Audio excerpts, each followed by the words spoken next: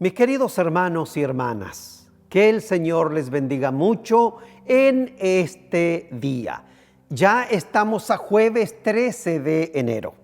No se olviden que en enero y febrero estamos hablando acerca de los reyes de Judá. No se olviden que el reino de Israel se dividió cuando Roboam, el hijo de Salomón, fue rey. Por un lado salió el reino del sur con la tribu de Judá y Benjamín, bien digo, y por el otro lado salieron las 10 tribus de Israel al mando de Jeroboam. Bien, hoy día ya nos corresponde hablar del cuarto rey de la casa de Judá. Hay una imagen ahí que quiero que ustedes la recorran conmigo y está el cuarto rey, Josafat. Es el nombre de este rey. Y él reinó desde el año 872 hasta el 848 antes de Cristo, en el reino de Judá, porque en el reino de Israel estaba reinando el rey Acab. Bien, hoy 13 de enero continuamos con esta línea histórica de los reyes de Judá. Gracias a la Radio Libertad 107.5, que está también haciendo posible que escuchemos estas historias del reino de Judá. A la muerte del rey Asa, no se olvide que el martes hablamos del rey Asa, ¿ya? ¿Y se acuerdan de qué murió él? De una enfermedad a los pies. Bien, cuando murió el rey Asa, le sucedió en el reino su hijo, y el nombre de su hijo fue Josafat. Él tenía 35 años, hermanos, cuando comenzó a reinar, y reinó por 25 años, desde el 872 al 848 antes de Cristo. No se olviden, el rey Asa había comenzado una época de amistad entre el reino de Judá y el reino de Israel, quienes no habían cesado de pelear entre sí desde que Salomón murió. Pero el rey Asa comenzó un acercamiento. Josafat, el hijo de Asa, y Acab, el que ahora es rey de Israel, celebraron una alianza que culminó con el matrimonio de Atalía, la hija de Acab, rey de Israel, y Joram, hijo de Josafat. Es decir, ambos reyes casaron a su hija, Acab, con su hijo. Bien, hubo una alianza ahí. Al principio esta alianza parecía ser algo muy bueno, porque iba a unir los dos reinos que se habían separado. Pero finalmente esta alianza resultó fatal. Durante su reinado intervinieron varios profetas. ¿Se acuerda que en el periodo del rey Asa intervinieron 2 profetas? Bueno, aquí los profetas son Micaías, Jehú, Jaasiel, hijo de Zacarías, y Eliezer. 4 profetas. Y a pesar de la advertencia del profeta Micaías, Josafat salió juntamente con el rey Acab, rey de Israel, contra Ramot de Galaad.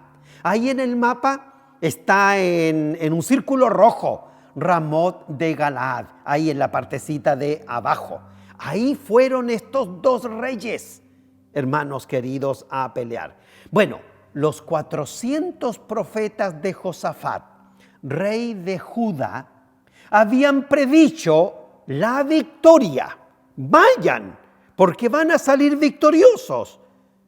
Pero Micaías, el profeta que estaba en el reino de Judá, había profetizado que no vayan, porque si ustedes van allá, el rey Acab va a morir. Pero no le hicieron caso a Micaías y fueron igual, queridos hermanos, a pelear allá.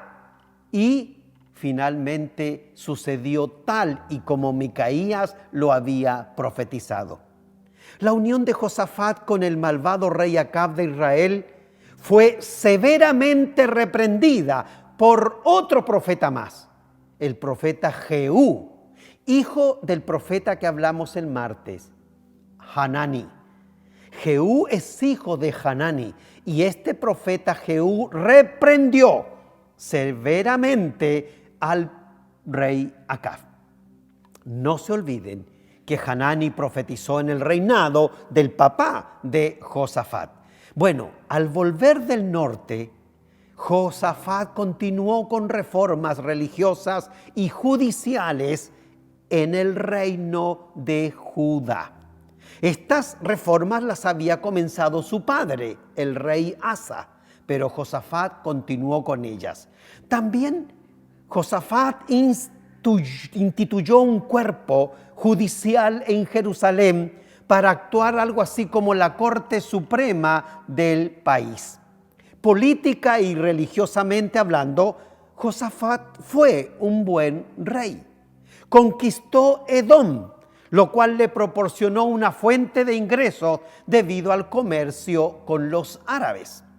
En Segunda de Crónicas hay 4 capítulos que están dedicados a su reinado, del capítulo 17 al capítulo 20 de Segunda de Crónicas. Y en su reinado se destaca que Josafat fortificó ciudades, colocó tropas en las ciudades de Efraín que su padre Asa había conquistado, y fue temido por todos sus vecinos. Tanto los filisteos como árabes le traían tributo y regalos a Josafat, rey de Judá, y logró formar un gran ejército. Durante su reinado, los amonitas, moabitas y edomitas se unieron para invadir Judá desde el sur. Ahí en ese mapa que ustedes van a ver ahora están los 3 reinos invasores. Amón está en un color medio naranjo. Moab en un color morado, está abajito de Amón. Y Edom está en amarillo, que está más abajito todavía. Esos 3 reinos, Amón, Moab y Edom, quisieron atacar a Judá, al reino de Judá que está ahí al lado. Hermanos queridos, Josafat buscó a Dios y comenzó a pedirle ayuda para que lo liberara de este ataque de estos 3 reinos, hermanos queridos, de Amón, de Moab y de Edom, para que el Señor lo liberara. Y el Señor atendió a su oración. ¿Saben lo que pasó? Sus enemigos, estos 3 reinos, comenzaron a pelear entre ellos, y en una sangrienta lucha se destruyeron mutuamente los 3, hasta el punto que ninguno de ellos escapó. Fue probablemente este desastre lo que le dio a Josafat acceso al fuerte edomita de Esión-Geber, aparentemente no ocupado por Judá desde el tiempo de Salomón. Ocosías es el rey ahora de la casa de Israel. Es hijo de Acab, ese que murió en la guerra, donde Micaías le dijo que no tenían que ir, pero ellos fueron iguales. Bien, se unió a Josafat, Ocosías, en una empresa para construir navíos con fines comerciales, pero los barcos naufragaron presumiblemente por una tempestad. Ocosías parece haber sugerido un segundo intento, pero Josafat no aceptó la idea porque había sido reprendido por otro profeta, el profeta Eliezer, por haberse unido con el malvado rey de Israel. La ruta marítima que se usaría desde Esión-Geber con el rey de Israel. Esa ruta iría con destino a Tarsi.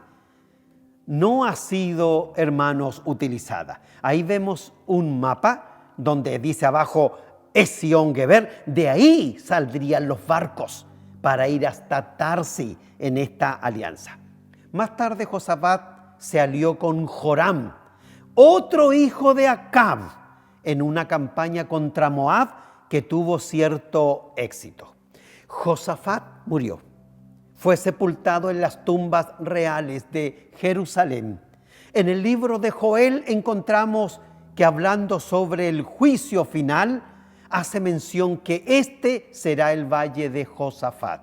¿Y cuál es el valle de Josafat?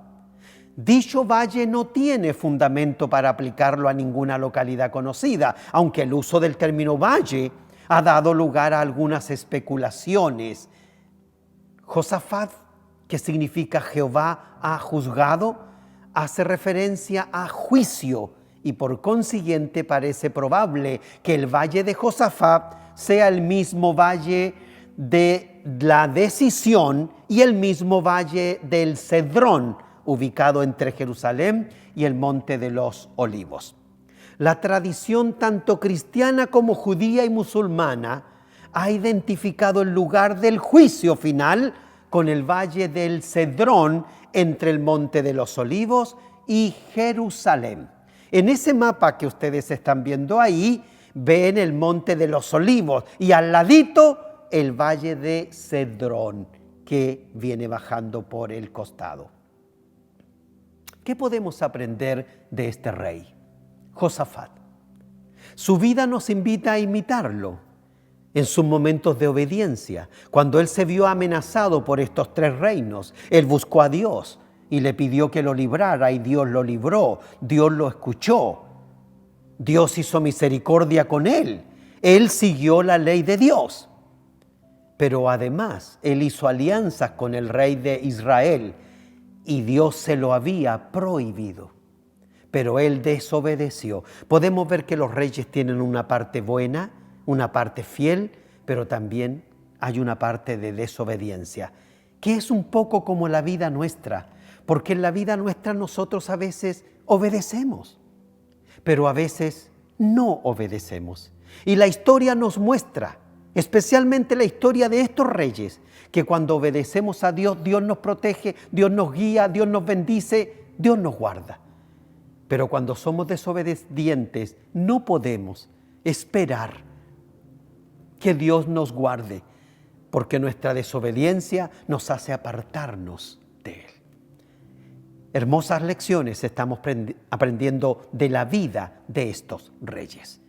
La próxima semana nos juntamos, porque hay un rey más que nos está esperando, rey del reino de Judá. Dios les bendiga.